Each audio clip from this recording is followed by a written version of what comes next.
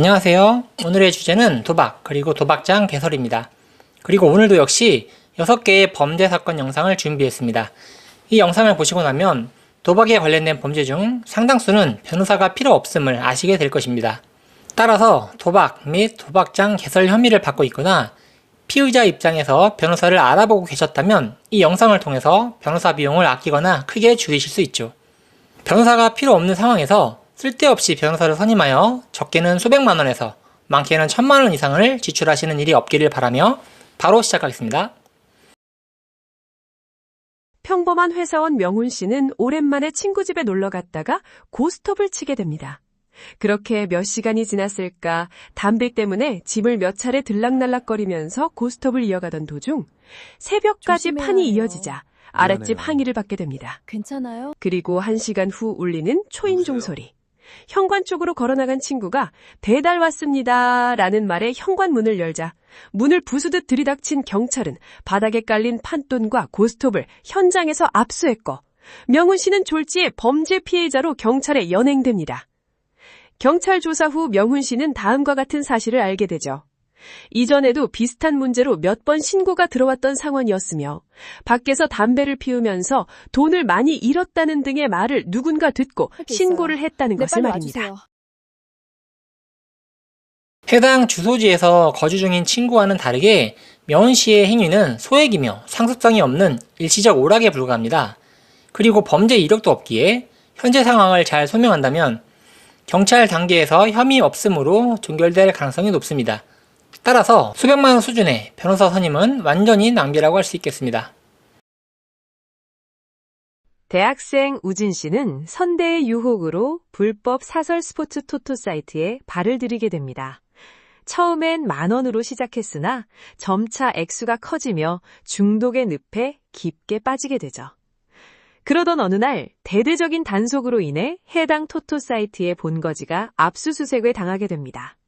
그러면서 사이트 이용자들이 대거 단속 대상이 되죠. 우진 씨 역시 경찰 조사를 받게 되었는데 우진 씨 실명 계좌에서 사이트 대포 통장으로 입금된 수십 차례의 명확한 금융거래 내역과 베팅 로그를 경찰이 증거로 이미 확보하고 있는 터라 형사처벌을 피할 수 없게 됩니다. 빼도 박도 못하는 상황에 밤잠을 설치며 두려움에 떨던 그는 결국 변호사 사무실을 찾게 됩니다. 위와 같은 사안이라면 액수, 기간, 횟수가 결과에 큰 영향을 미치게 됩니다. 액수가 수백만 원 수준 정도의 초범이라면 사실대로 진술하고 선처를 구하는 전략으로 충분할 것입니다. 선처를 구하기 위한 양형 서류로는 반성문과 탄원서, 도박 중독 치료 및 상담 확인서 정도이며 스스로 준비해서 법원에 제출하면 됩니다. 법리적으로 다툴 여지가 전혀 없는 명백한 범죄로 변호사를 선임해도 결과가 달라질 여지가 전혀 없다고 할 수 있겠습니다. 상우 씨는 시내 중심가에서 보드게임 카페를 2년째 운영 중이었습니다. 단골도 조금씩 늘고 매출도 안정화되고 있는 시점에 어느 날 경찰이 찾아오게 됩니다. 도박장 개설 및 장소를 제공한 혐의가 있다는 것이죠. 황당한 상우 씨는 떳떳하기에 경찰 요청에 따른 CCTV 녹화 사본을 제출했고 본인 역시 CCTV를 살펴보게 되죠. 의심되는 사람들은 자주 카페를 찾아서 칩을 활용해서 포커를 치던 사람들이었습니다. 상우 씨는 추호도 그들이 도박을 하는 것이라 생각하지 않았으며 CCTV에 담긴 영상에도 현금이 오고 간 정황은 발견되지 않았죠. 그럼에도 불구하고 혹시 그들이 거짓 진술을 하지 않을까 걱정하며 변호사를 찾아가 보기로 마음먹게 됩니다. 도박장소 개설에 고의가 없었음을 입증한 CCTV가 있으며 실제로 현금이 카페 내에서 오고 간 증거가 없기 때문에 범죄가 성립하지 않습니다. 설령 위와 같은 일이 실제로 있었다고 해도 상우 씨가 전혀 인지하지 못했다면 처벌을 피할 수 있습니다. 위 상황이라면 피의자들이 거짓 진술을 할 동기도 부족하므로 걱정할 필요도 전혀 없겠습니다. 다만 과거에 관련 범죄 이력이 있다면 변호사와 상담을 진행해 보시는 것이 좋겠습니다. 하지만 다음과 같은 상황에서는 변호사의 도움이 필요합니다. 변호사 없이 혼자 대응하다가는 자칫 무죄가 유죄로 바뀔 수 있고요. 집행유예가 가능한 사안이 실형으로 바뀔 수 있고 벌금이나 형량이 예상보다 크게 높아질 수도 있기 때문이죠.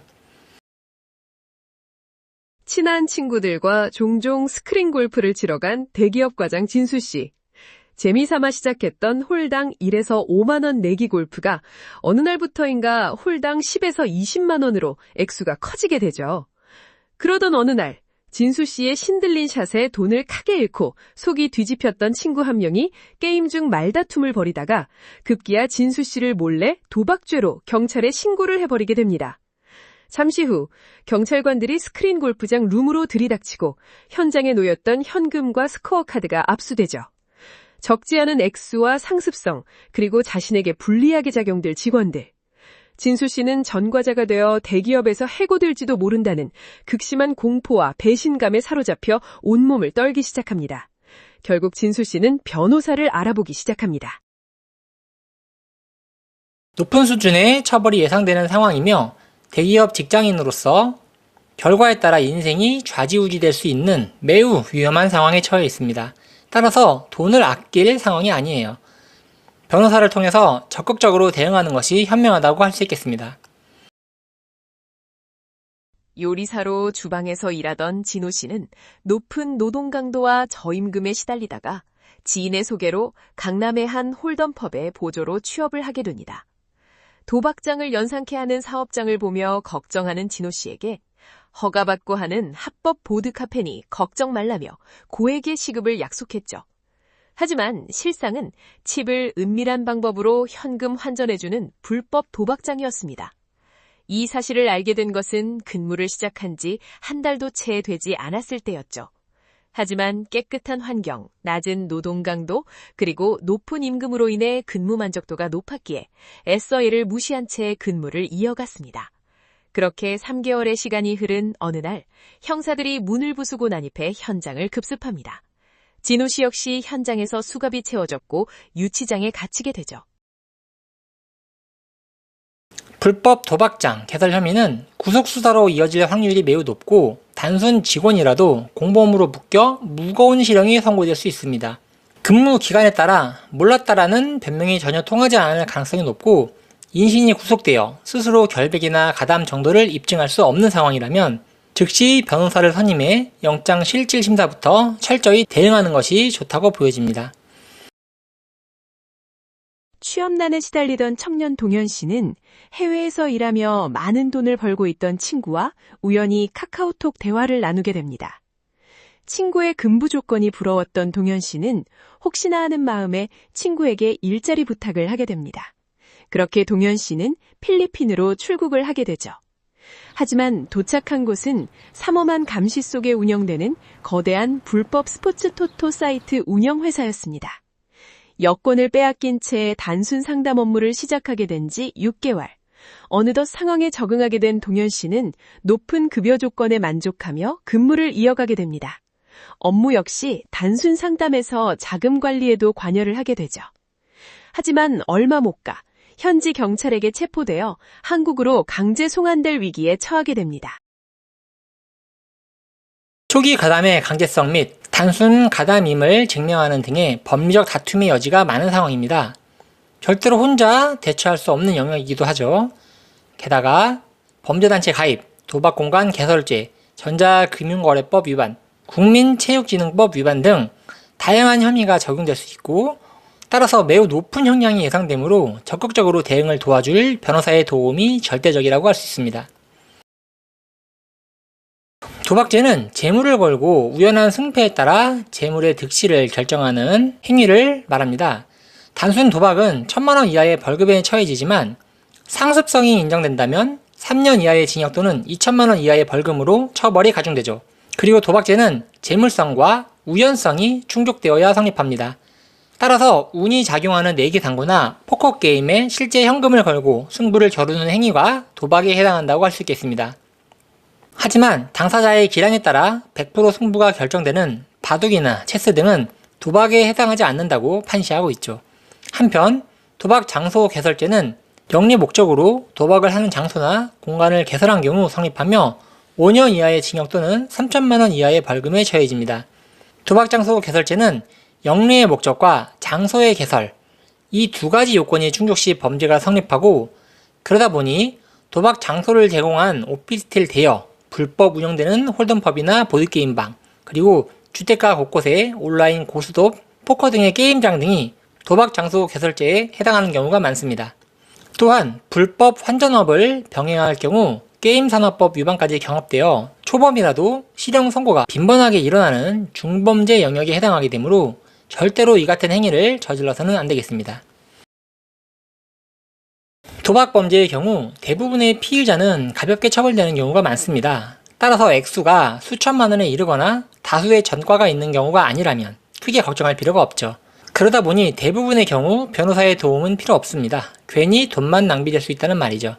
설령 중범죄에 해당하더라도 변호사의 역할이 제한되는 상황이라면 변호사를 선임할 필요가 없는 경우도 많습니다.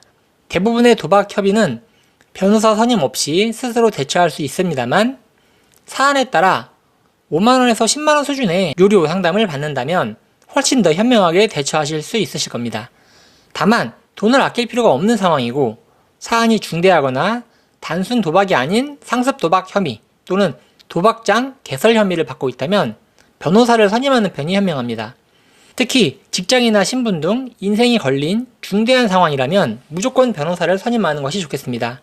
이 경우라면 한 곳, 두 곳 정도의 변호사 사무실만 가보고 결정하지 마시고 반드시 5곳 정도는 방문을 해보신 후 신중히 결정하셔야 합니다. 변호사마다 능력이 서로 다르기 때문에 어떤 변호사를 선택하시느냐에 따라 결과가 완전히 달라질 수 있기 때문이죠. 자, 오늘 영상은 여기까지입니다. 구독과 좋아요 잊지 마시고요. 다음 영상에서 뵙겠습니다. 감사합니다.